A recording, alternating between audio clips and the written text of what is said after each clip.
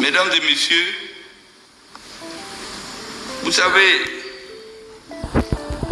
dans le monde actuel, dans tous les pays, vous avez deux acteurs majeurs. Vous avez la direction politique du pays et les militaires qui travaillent sous ses ordres. Ils font tout pour qu'il y ait de l'ordre, pour qu'il y ait la cohérence entre les discours des politiques et l'action des militaires. Lorsqu'il n'est pas ainsi, le pays ne peut pas résoudre ses problèmes. Au Mali, nous nous sommes trouvés dans une situation, j'expliquais souvent aux gens en parabole, on dit que l'armée de l'air est tombée par terre et l'armée de terre a foutu le camp à l'air. Donc il n'y a plus d'armée. Donc le discours du politique ne pèse rien du tout. Je l'ai toujours dit, un discours politique qui n'est pas adossé à une armée forte, c'est une feuille volante. L'autre image que je donne aux uns et aux autres pour les sensibiliser, c'est que le Mali s'est trouvé comme un mur qui risque de tomber. Tout le monde a baissé les bras. Compte sur l'extérieur, les militaires sont venus tenir par les mains le mur pour qu'il ne tombe pas. Donc le Mali. Ils avaient le choix, il y avait des gens derrière eux qui se moquaient, qui tirent son pantalon par le bas. Soit il laisse le mur, il tient son pantalon, ou il tient le mur pour qu'il ne tombe pas, quitte à ce qu'on enlève le pantalon et se moquer de lui. Et les militaires maliens ont décidé de tenir le mur et laisser les autres enlever le pantalon. Ils se sont mis à se moquer de l'armée. Au Mali, il n'y a pas de militaires, ils sont bons pour les coups d'État et les défilés. Au Mali, quand ils tuent, les militaires fuient. On va dans les organisations internationales, devant les parlements ou les sénats d'autres pays, on se moque de l'armée, ils vous applaudissent. Mais les uns et les autres ne comprennent pas. Tout ça, c'est pour travailler notre cerveau et créer chez nous le complexe d'infériorité. Pour nous faire comprendre qu'on ne peut pas résoudre nos problèmes sans les autres. Or, tous ceux qui comptent sur l'extérieur uniquement pour résoudre leurs problèmes, ils ne pourront jamais avancer. Vous savez, dans le cadre de la sécurisation du Nord, il y a eu les événements malheureux de Gao, Bamba, Tombouctou et Bourem. Mais en réalité, tous ceux qui ont parlé, vous avez écouté les messages. Tantôt, c'est le représentant de la CEMA qui fait un message. Tantôt, c'est le GINIM, le GICM. Tantôt, c'est ce qu'ils appellent le CSP. On se demande qui est au centre. En vérité, tout ça, c'est de la poudre aux yeux. Le Mali est en lutte contre les groupes terroristes et leurs sponsors qui sont déterminés à nous faire regretter pourquoi nous avons demandé le départ de l'aménagement et que nous ne prendrons pas les bases. Tout le reste, c'est de la poudre aux yeux. C'est pour nous manipuler. Ces bases, nous allons les prendre. Le tournant de Baie n'a pas été digéré par les groupes terroristes et leurs sponsors étrangers. Ils ont commencé avec les soutiens locaux à intoxiquer l'opinion, à paniquer les uns et les autres. Parce que nous sommes un pays où les gens ne sont pas habitués à la guerre. Il faut que les Maliens s'organisent et s'habituent désormais à défendre leur pays. Et vous entendez les gens, à Tombouctou, les villages, les camions s'embourbent, mais maintenant c'est un camion s'embourbe, on dit que c'est parce que l'armée n'est pas là. Il y avait les engins explosifs improvisés, maintenant quand ils sortent, on dit que parce que l'armée n'est pas là.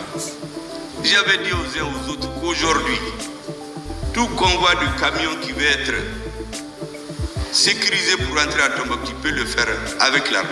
Mais il ne faut pas oublier qu'on est en guerre. Donc les choses ne peuvent pas être faciles comme avant. Il faut intégrer cette donne-là. Et cette guerre, elle est non seulement physique, mais elle est communicationnelle. Il s'agit d'amener les gens à la fragilité intellectuelle, morale, pour pouvoir les dominer.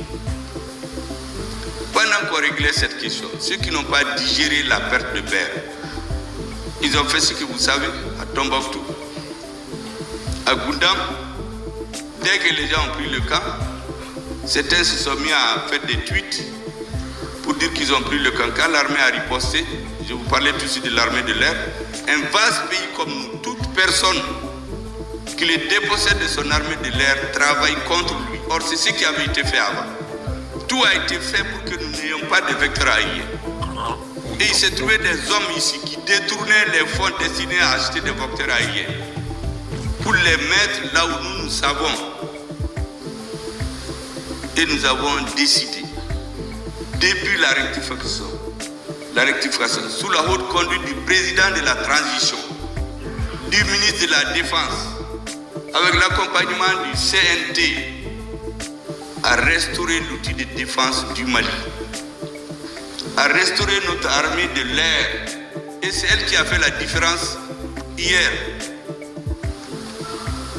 Je ne reviens pas sur les commentaires. Et les messieurs se précipitent, disent oui, nous avons occupé, ce n'est pas pour rester. Mais ça, c'est la razzia.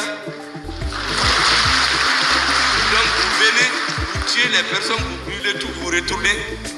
Qui peut nous dire que c'est pour construire le Mali? Non. C'est pour nous intimider. Nous ne serons pas intimidés. Parce que nous avons le sens de l'histoire. Parce que les gens jouent sur le fait que les Africains oublient. On inventerait tout ce qui se fait maintenant se faisait avant.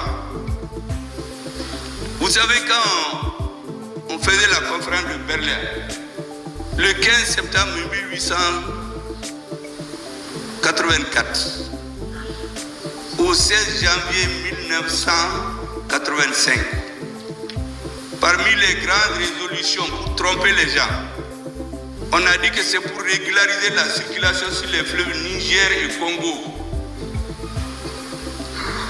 En réalité, c'était pour venir détruire tout ce que les Africains avaient pour qu'ils aient les leurs.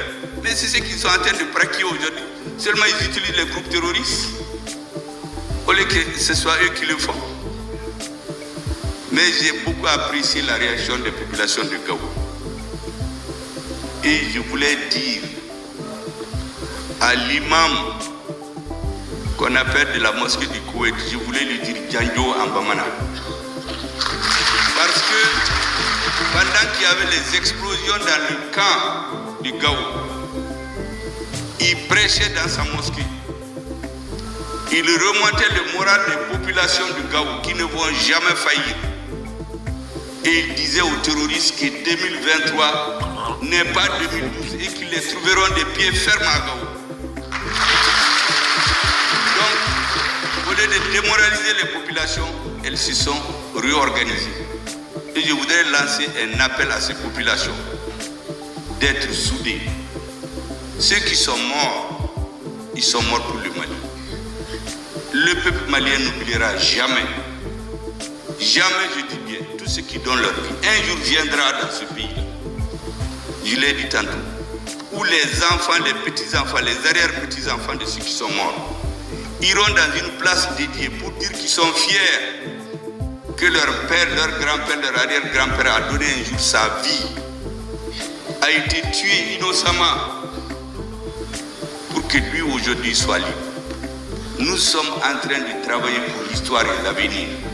Il faut que les Maliens le comprennent et que nos frères de Tombouctou, de Gao, de Kidal, de Tessalit, de Menaka, tous ceux qui sont au nord le comprennent. Le Mali a dit qu'il y a des choses qui ne sont pas négociables. C'est l'unité nationale. C'est l'intégrité du pays. Sa souveraineté sur l'ensemble du territoire national. et la forme républicaine et laïque de l'État. En dehors de ces principes, tout le reste peut se négocier entre Maliens. Donc tous les Maliens qui ont des armes, je les appelle à déposer les armes. Venez négocier avec vos frères. Tout ce qui nous pousse à nous tuer les uns les autres, c'est pour leur agenda personnel. L'autre chose que je voudrais dire aux Maliens, ne tombez jamais dans la provocation. Vous savez, la colère est toujours une mauvaise conseillère. Ne tombez pas dans les erreurs du passé. Ne vous en prenez à personne de nos frères arabes et Touaregs. Ils sont maliens à part entière. Un Bamana est chez lui à Kidal. Un Touareg est chez lui à Bamako et à Kaï. Tous les Touaregs, tous les Arabes ne sont pas terroristes. Tous les terroristes ne sont pas Arabes ni Touaregs. J'ai dit la même chose concernant les peuples. Tout ça, c'est pour nous embrouiller. Parce qu'ils profitent du fait qu'on ne connaît pas l'histoire. Vous savez, le 13 septembre 1898, j'ai la lettre du gouverneur. L'instruction a été donnée de détruire tous les Maliens à peau blanc, les Soudanais, les Touaregs et les Arabes. Empoisonner les puits, les champs, les tuer. Et un officier disait qu'un jour l'aviation viendra, puis ils pourront les éliminer tous. Ce jour-là, ces moments-là, qui les cachait, c'était les Songoïs. Ils mélangeaient les animaux de Touareg à leurs animaux. Ils les cachaient dans leurs moustiquaires. Moi, j'ai des grands-parents qui sont morts en Guinée, d'autres à Gorée. Ils ont prié leurs 15 ans. Se retour, on les a enterrés ici à Bamako, d'autres sont rentrés. Quel était leur faute? Ils cachaient leurs frères. Quand ces mêmes messieurs, moi j'ai ces lettres-là, quand ces mêmes messieurs viennent dire aujourd'hui à des jeunes 100 ans après qu'ils viennent, ils sont leurs amis, ils ne sont l'ami de personne, ils sont l'ami de leurs intérêts. Il ne faut donc pas tomber dans la provocation. Je dis donc aux populations de Gao, de Tombouctou, du Mali. Le Mali, c'est pour les Touaregs, c'est pour les Bamana, c'est pour les Soraïs, c'est pour les Arabes. Ne tombez pas dans la provocation. Dès qu'une personne va être blessée, vous allez entendre, on va l'amplifier pour dire qu'on a éliminé tous ceux qui sont blancs chez nous. Parce qu'on veut une guerre ethnique. Vous savez, la religion et l'ethnie, quand on les touche, l'homme perd la raison. Quand on vous dit qu'on a tué votre frère à cause de sa religion ou son ethnie, vous avez tendance à vous venger. J'en appelle donc aux Maliens à ne pas tomber dans leur provocation. Les discours changent. Les acteurs changent. C'est ça, c'est ma, ça ne change rien. La réalité, c'est les groupes terroristes. Et nous allons les combattre. Parce qu'il ne sert à rien de reculer. Et ceux d'entre eux qui sont des Maliens, qui veulent la paix, ils viennent, on négocie. Je viens de vous dire ce qui n'est pas négociable au Mali. Le reste, que les gens soient endoctrinés, embobinés, manipulés, tout le monde tombe dans ce piège. Parce que souvent les gens n'ont pas le sens de l'histoire. Je viens de vous en donner un exemple. Il y en a à floraison. Comment on a essayé de nous diviser? Diviser par le passé. Même s'ils arrivent à créer un État au nord, ils vont aller diviser les Touaregs et les Arabes entre eux. Qui est bien, qui a le grand-père qui était leur arrière, il n'y aura jamais la paix. Parce que pendant qu'il y a la guerre, et ils vont faire les exploitations. C'est ce qui se fait dans certains pays. Il y a un pays où on a demandé le départ de l'ONU depuis 1980, depuis 2018, mais ils sont là-bas. C'est quand le Mali a demandé le départ récemment, ils ont fait une lettre pour dire qu'ils n'ont qu'à quitter avant la fin de l'année. Avant le 31 décembre, là, c'est devenu une date en Afrique maintenant. Parce que le Mali l'a dit et on va le faire. Et pour le faire, on ne peut pas le faire sans notre armée. Et je voudrais rappeler qu'au Mali, les temps où les militaires et les civils parlaient les langages différents est terminé. Avant, je vous disais, les militaires tenaient le mur, Mali pour qu'il ne tombe pas. Et il y a d'autres qui enlevaient le pantalon par derrière pour se moquer de lui. Ce temps est révolu. C'est terminé. Pendant ce temps, les autres tiennent un discours politique pour tromper les gens et leurs militaires font autre chose. Mais ils sont en combinaison. Vous savez, le commandant en chef de Barkhane, qu'est-ce qu'il a dit en novembre 2018? Il a fait un point de presse à la maison de la presse. Il dit qu'ils savent que certains des groupes qui sont avec le Mali, ils sont la nuit avec les terroristes et les jours ils sont avec le Mali. C'est lui qui le dit, le commandant en chef de Barkhane. C'est lui qui était là pour organiser la division du Mali. Il écrit ses mémoires maintenant. Comment ils ont divisé le Mali, comment ils ont manipulé les Maliens pour les diviser. Moi j'ai lu ses mémoires récemment. Ils ne vont tromper personne. Parce qu'eux, ils tiennent un discours, leurs militaires font autre chose, la nuit ils se voient pour coordonner. Qu'est-ce qui nous a été dit? Moi je vais leur répondre du tic au tac, je l'ai dit très bien. Nos militaires ne parlent pas, ils font leur travail. Mais on sait ce qu'ils veulent. Il n'y aura pas de contradiction entre nos militaires et les civils, comme ils ont l'habitude de le faire. On débourse l'argent pour acheter des avions pour les militaires. Ils s'entendent avec des civils qui prennent l'argent, ils vont déposer ça dans les banques chez eux. Ils construisent des maisons dans les pays de la sous-région. Et l'armée est en train de tenir le mur. Et c'est ce même monsieur qui tire le pantalon, il se moque du militaire. Ce temps-là est révolu. Maintenant, on va parler le même langage. Quand on a mené Serval, pourquoi je vous le dis? Parce que la semaine passée, la ministre française, la première ministre, elle a été tenir un discours à l'école militaire stratégique pour expliquer que c'est à cause de leur départ qu'il y a ce qui s'est fait au Mali, entre autres. Comme s'il y a eu l'attaque du bateau parce qu'ils sont partis. Vous voyez comment on manipule les idées? Ça n'a rien à voir. Parce qu'il y a des sponsors des terroristes. C'est une façon de les sponsoriser intellectuellement. Mais les militaires qui meurent ici, les militaires de leur pays, moi je suis toutes les cérémonies d'enterrement. Il n'a jamais été dit là-bas, dans les discours officiels, qu'ils sont morts pour le Mali. On dit toujours ils sont morts pour la France. C'est ce qu'ils ont tout. Allez-y visionner toutes les cérémonies d'enterrement aux Invalides. Personne n'entend là-bas parler du Mali. Mais sur les radios et les gens pour les manipuler, on nous dit que c'est pour le Mali. Ce n'est pas vrai.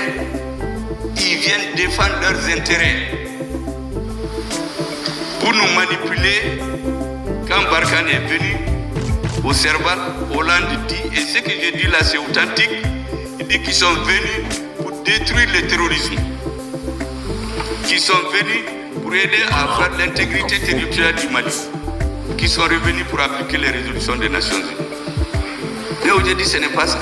Aujourd'hui, la première ministre va et dit que c'est parce qu'ils sont partis qu'il y a ces attentes. Est-ce que vous avez entendu ces pays qui disent qu'ils sont amis du Mali, ces organisations internationales qui parlent des droits de l'homme? Est-ce que vous les avez entendus après Tombouctou, Gao, Koundam? Est-ce que vous les avez entendus faire un communiqué? Mais ils sont pressés de venir dire que l'armée a fait ceci, l'armée a fait cela. Mais où sont les organisations de droits de l'homme qui nous accusent? Où est-ce qu'elles sont? Il faut qu'on comprenne. Personne ne viendra faire notre pays à notre place. C'est ce que je voudrais vraiment rappeler aux Maliens. Il ne faut jamais céder à cette manipulation. Et aussi longtemps que les dirigeants vont essayer de manipuler nos Maliens, par le passé, on ne l'acceptera pas. Nous allons le répondre tic au tac. Je dis donc à cette première ministre qu'elle économise ses phrases en ce qui concerne le Mali. Nous ne sommes pas concernés. Aujourd'hui, ce n'est pas comme hier. Nous parlons le même langage avec nos militaires. Nous ne sommes pas de ces gens-là. L'équipe qui dirige, quand je dis nous, la haute hiérarchie militaire, les politiques, le président et son gouvernement, le Conseil national de transition, ce n'est pas ceux-là qui tirent le pantalon pendant que l'armée tient le mur. Ils vont serrer son pantalon et l'aider à tenir le mur. C'est ça le rôle aujourd'hui. Il faut que Madame la Première ministre le comprenne et le dise à son président, qui dit que sans eux, le Mali n'aurait pas existé. Sans les Noirs, la France n'aurait pas existé. Je l'ai dit. 1944, la capitale de la France libre, ce n'est pas Paris, c'était Brazzaville. 1944.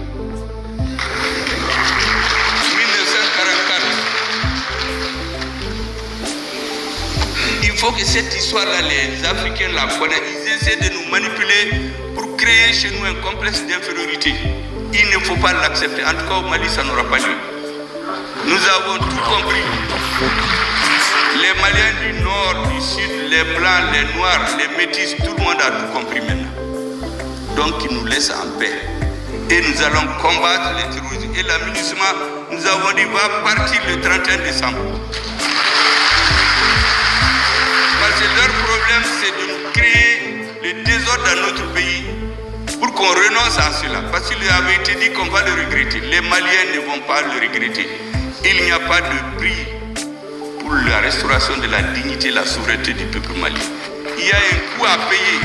Ce coût est humain, ce coût est financier et matériel. Nous allons le payer pour que les enfants, les arrière-petits-enfants soient fiers de mieux qu'on les respecte. Il n'y a aucune nation dans l'histoire qui n'a pas fait ces sacrifices-là à un moment donné de son histoire. Ils veulent amener les Africains toujours à refuser de payer les sacrifices nécessaires. Nous allons les payer et recouvrir notre autonomie grâce à une direction éclairée, à des soldats braves et une direction politique qui sait là où est-ce qu'elle va. Ils ne vont plus créer l'amalgame sur nous. C'est pour cela que les derniers déploiements militaires pour nous intimider dans 3 pays africains, j'ai dit aux Africains de faire attention. Ces déploiements militaires à 4 objectifs, mais les Africains ne voient que un, c'est-à-dire les préparer pour attaquer dans le cadre des mesures de la CEDEAO. L'objectif en fait, c'est de disloquer la CEDEAO. Imaginez-vous un pays duquel par une guerre contre un pays de la CEDEAO, il ne peut plus y avoir de CEDEAO encore. Donc le premier objectif, c'est la dislocation de la CEDEAO. Le deuxième, c'est intimider les pouvoirs politiques dans ces pays-là, en réalité. C'est leur dire, il faut faire attention, on est là, c'est nous qui assurons votre sécurité. Si nous quittons, les militaires vont vous renverser. Donc collez-nous à nous et faites ce qu'on veut. Si vous voulez être sauvé, parce qu'il y en a eu au Mali, au Burkina et ailleurs, donc votre sécurité est dans nos mains. Deuxième chose, c'est pour dire aux militaires de ces pays-là, si vous faites un coup d'État, nous on va intervenir. On est là, on est venu pour ça, pour intimider la hiérarchie militaire. Et le quatrième objectif, c'est intimider les peuples. Les peuples vont dire, il y a des grosses bases étrangères à côté de notre pays, il vaut mieux arrêter les manifestations. Donc on intimide celui qui est au pouvoir, on intimide les peuples, on intimide les militaires et on casse la CEDEAO. C'est ça leur objectif. Mais ils ne vont pas nous tromper. En tout cas, au Mali, celui qui veut venir chez nous là, nous l'attendons de pied ferme. Mais il faut que les Africains fassent une lecture holistique. Tout ce que ces gens-là font, ce n'est jamais ce qu'ils disent. Aujourd'hui, c'est le côté embargo de la CEDEAO, attaque de la CEDEAO qu'on voit. Mais comme je vous l'ai dit, ils ont d'autres objectifs. Il faut que, comme je l'ai dit aux Nigériens, qu'ils fassent preuve de patience. Quand le peuple ne veut pas qu'une armée étrangère reste dans son pays, elle ne restera pas. Ils finiront par partir. Quand vous voyez les pays occidentaux s'accrocher à un individu, c'est qu'il est en mission. Même les terroristes, pour les libérer, nous faisons la différence. Il y en a auxquels ils tiennent comme à la prunelle de leur vie. Ça, c'est les agents de services spéciaux. Il y a les autres terroristes, les autres personnes à enlever, on négocie pour les enlever dans 2-3 mois après. Mais quand c'est un agent en mission spéciale, il n'est pas traité comme les autres. Un président qui est dans une chambre, il n'a pas de téléphone, il a son peuple dehors, vous dites que c'est avec lui que vous parlez. Et qu'il est le seul qui peut avoir une légitimité. Que vous ne pouvez pas parler avec des pouvoirs non légitimes. Mais qui détermine la légitimité? C'est le peuple. Ce n'est pas un discours transmis par les ondes radio qui détermine la légitimité d'un président. ou venir essayer de bosser les gens disant qu'il appartient à une minorité ethnique. C'est pourquoi on l'a renversé. Ça n'a rien à voir. Vous savez, pour casser la Libye, il y a quelqu'un qui a écrit, moi je lis son livre, il dit qu'ils ont envoyé des gens pour chercher des gens prêts à trahir leur nation. Quand ils ont trouvé les traîtres, ils ont commencé à travailler avec eux. C'est comme ça qu'ils ont organisé la chute de la Libye.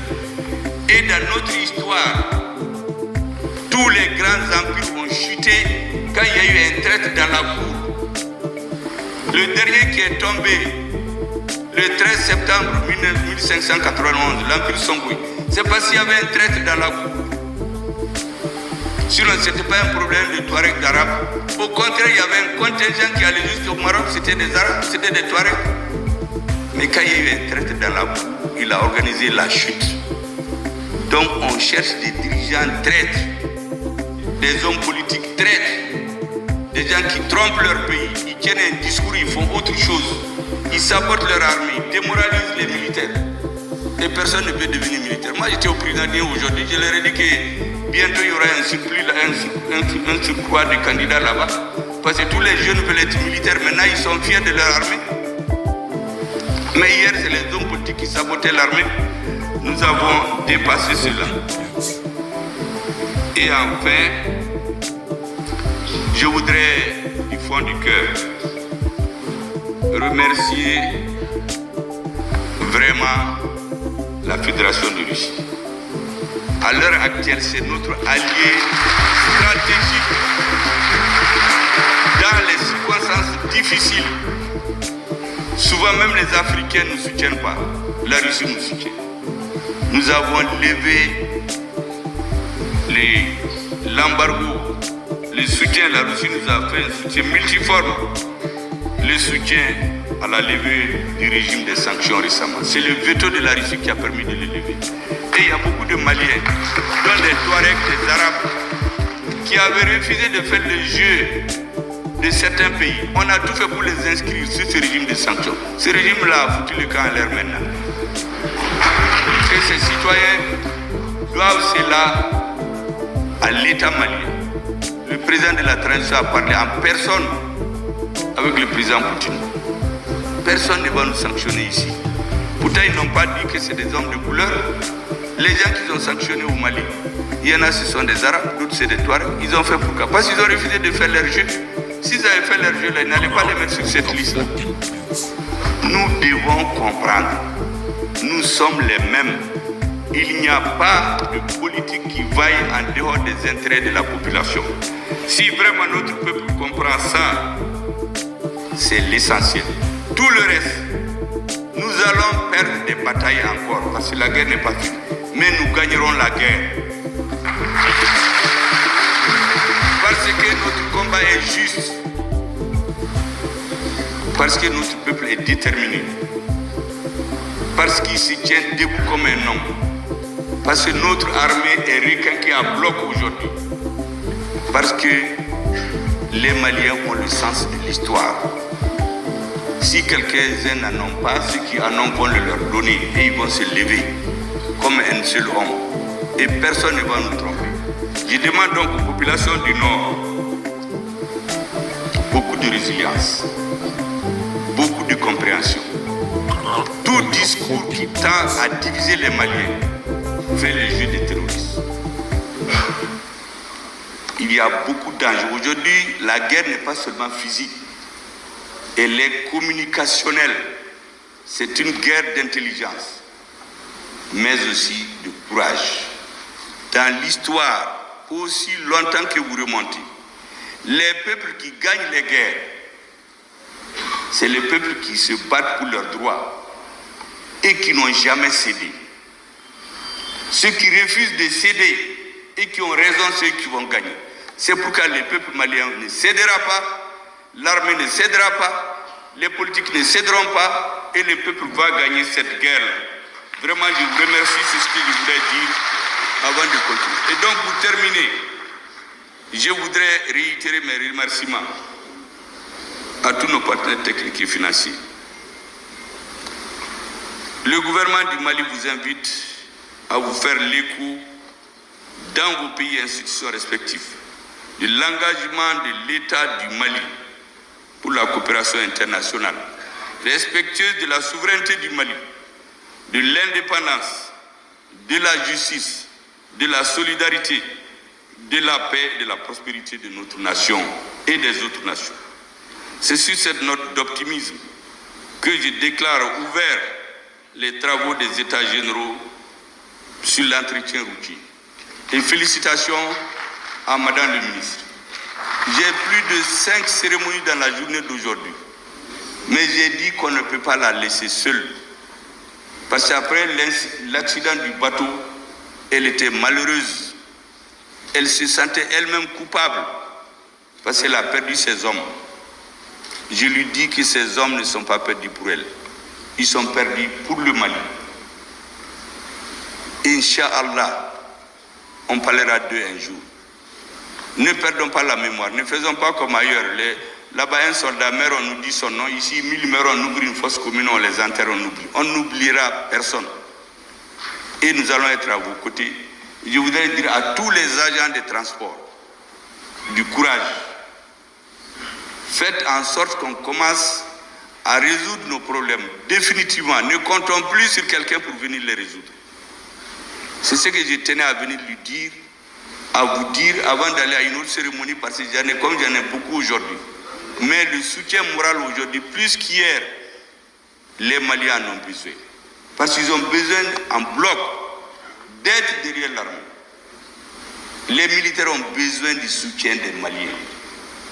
J'ai vu l'autre jour une conférence des femmes qui disent qu'elles vont soutenir l'armée, que toutes les femmes maliennes se lèvent, tous les enfants, que nous laissons les contradictions politiques.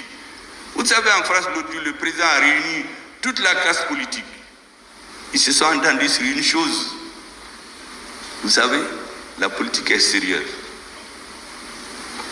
C'est quoi? C'est concernant le Mali et les autres pays, de ne plus critiquer le président, de les laisser.